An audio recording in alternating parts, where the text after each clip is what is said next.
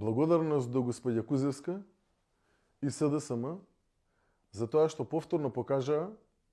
дека единствено нешто кое што знаат и умеат да го прават е да ја лажат македонската јавност и македонските граѓани. Сите докази кои што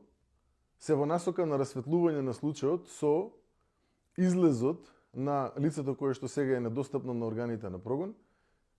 и треба да се искористат во рамки на оваа постапка, се обезбедени од страна на Министерството за внатрешни работи,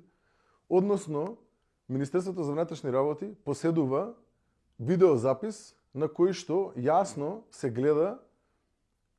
повреда на закон и повреда на стандардни оперативни процедури од страна на полицискиот службеник кој што бил во тој момент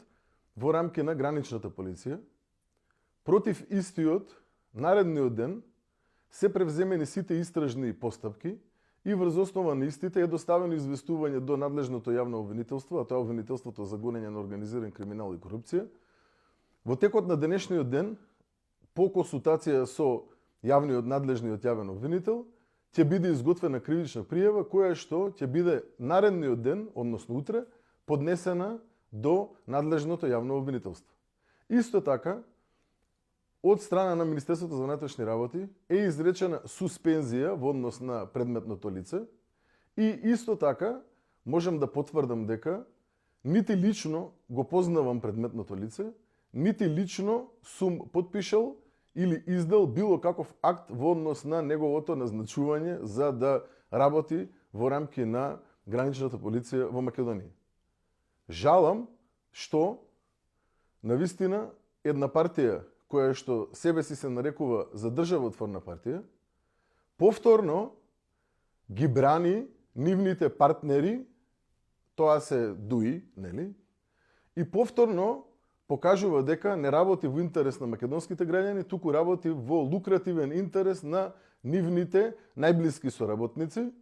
кои што патем, слободно можам да кажам, дека токму лицето кое што е недостапно на органите на прогон, на времето, нели, кога беа во љубов, изјавуваше дека тие биле едно.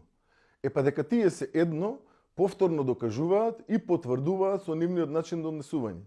Но нека не се секираат, Министерството за внатрешни работи ги има соодветните капацитети и покрај тоа што го оставија во фаза на швајцарско сирење и ќе си постапи согласно законите и согласно уставот и секој еден кој што се огрешил ќе одговара пред лицето на правдата. За разлика од претходно, кога крив беше пајакот, сега оној кој што сторил незаконитост има име и презиме и ќе биде изведен пред лицето на правдата. Посебен поздрав уште еднаш до господјата Кузевска и покрај тоа што со незината изјава стори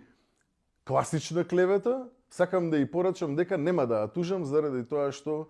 сметам дека вака треба да се дозволи опозицијата да ја се даде шанса дека ќе се опреи со текот на времето. Благодарам.